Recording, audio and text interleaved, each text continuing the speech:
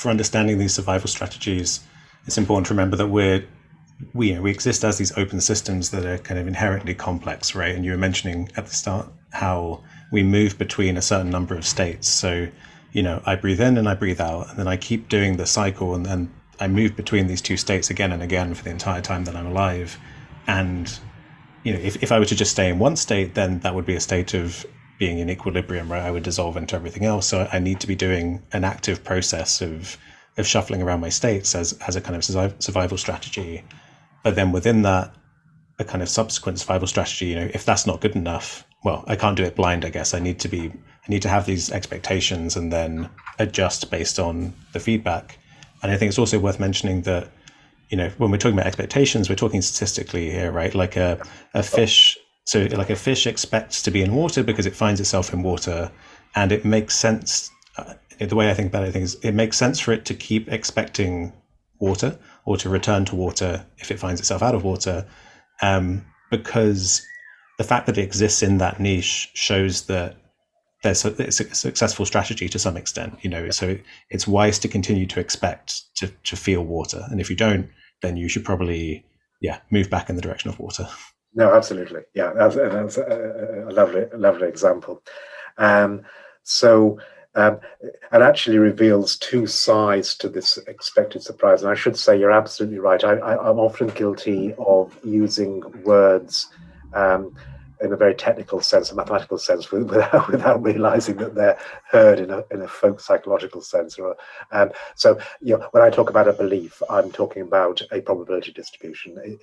I am not at this stage in any way intimating a propositional belief or a personal belief. At best, they could be subpersonal, beliefs held by a receptive field, in the visual cortex of the brain. Similarly, with the expectation, this is not a propositional expectation about what might happen in the future. It's a mathematical averaging operator.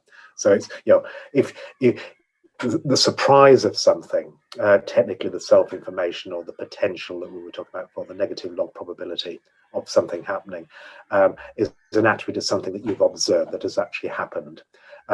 If something hasn't happened because you haven't actually acted yet, then you can only estimate that thing only lives in expectation, or on average over all the things that could happen, all the outcomes that could happen. So that's a kind of expectation. So it's more like an anticipation from a sort of a more natural way of describing these things.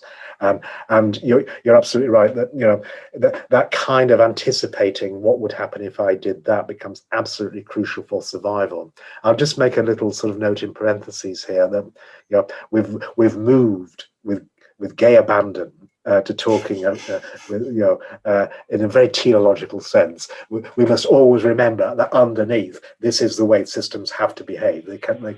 It's just a description of the way that things behave. So often articulated as, it looks as if. So, but certainly when one moves from these gradient flows in the moment, that would be apt to describe things like predictive coding in the moment, or even to extent the behavior of a thermostat that can actually act on the world by turning on a heating source or not, but it's all in the moment. This is a mechanics which is trying to describe gradient flows in the moment.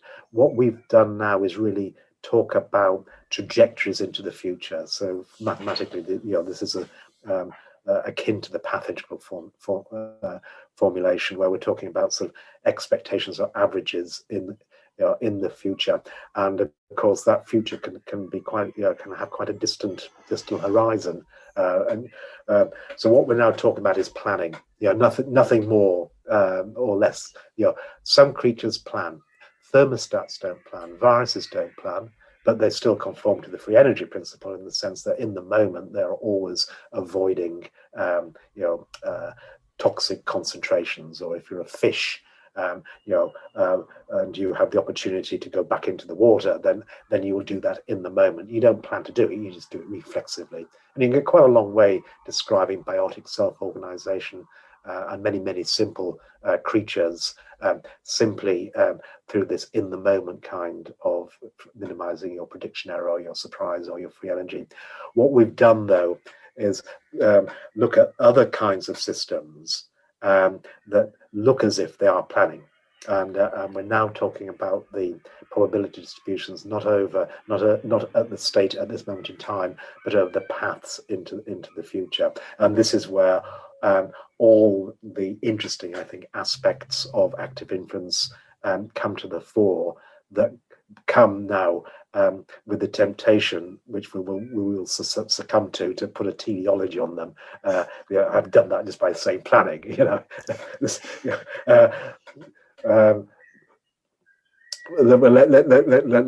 let's do that, having qualified the fact that, so, whenever I say certain systems plan, what I mean is they look as if they're planning simply because they are that kind of system, they have that kind of generative model.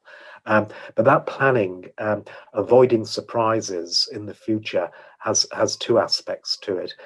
I was emphasizing this sort of epistemic affordance, this the drive to curious behavior, the things that make us curious creatures, the resolve uncertainty, which is just the expected surprise. But there's another pragmatic part to that, which speaks to the sort of the fish trying to get back. If the fish could plan and it could choose, it had a choice. It could press that button or that button. That one takes it back to the water. That one keeps it on dry land.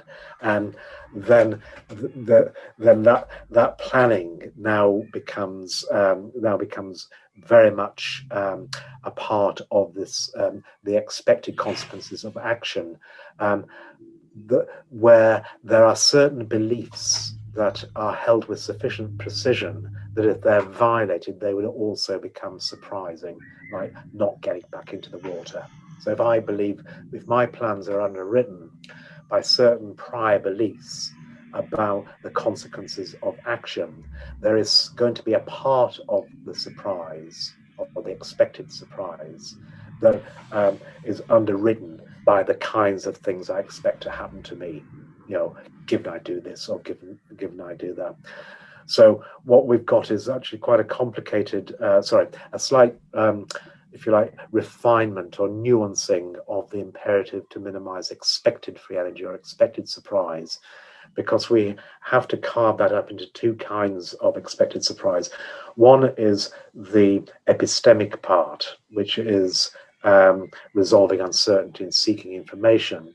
But there's also another part, which is the avoiding surprising, unfamiliar, uncomfortable, outlandish states of being, which for a fish would actually be on land. But for us would be, we wouldn't expect to find ourselves underwater for a protracted period of time. That would be outlandish. That would be a surprising outcome, and therefore it would make that particular course of action, that path or policy, that plan, highly unlikely, as scored by my expected surprise.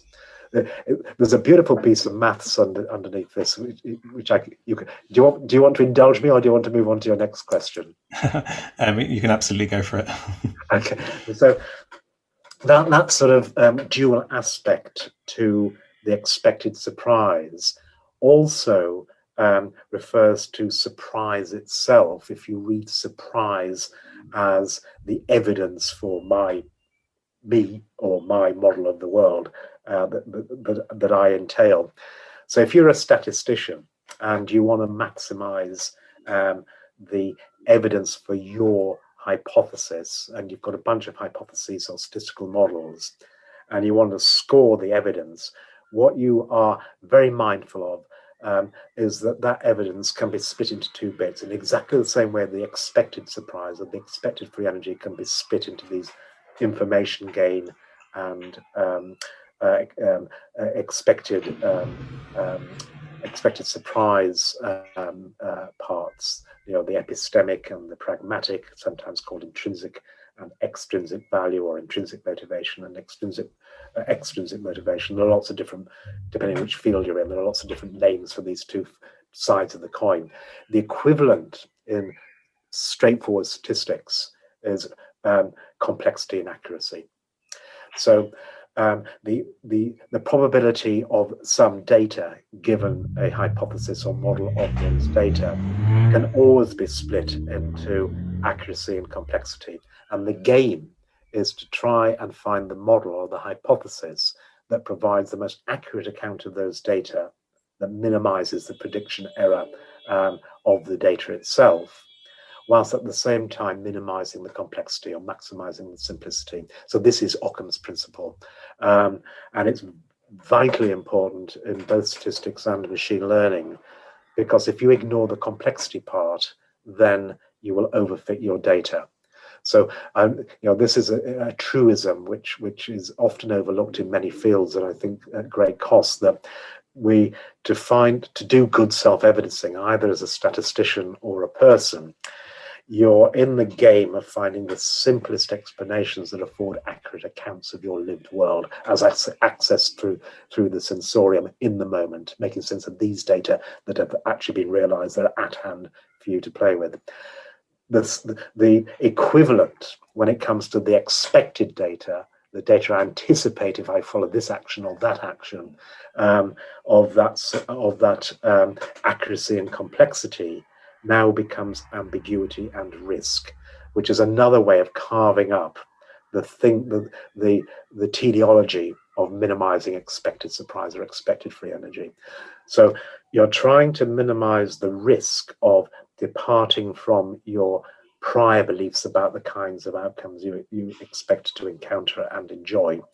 So for the fish, there will be a great risk in pressing the button that does not return it to the water, because that outcome would be highly implausible. So there's a departure, a risky departure from its prior beliefs.